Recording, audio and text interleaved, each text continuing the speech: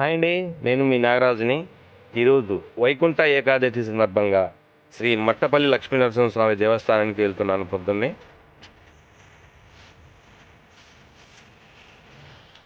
మట్టపల్లి లక్ష్మీనరసింహస్వామి దేవస్థానం చాలా అభివృద్ధి చెందింది. అంతకుముందు కన్నా ఇప్పుడు చాలా బాగా ఉంది. మొత్తం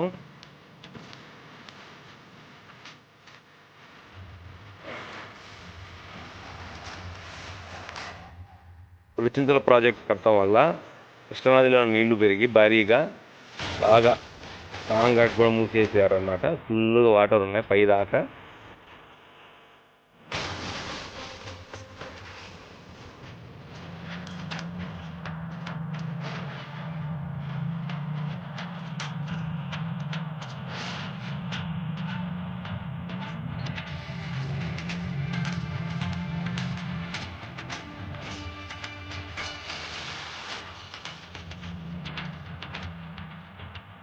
అంతరాలయంలోనికి మొబైల్ తెలవలేవు, అందుకని స్వామివారిని వీడియో తీయలేకపోతున్నా.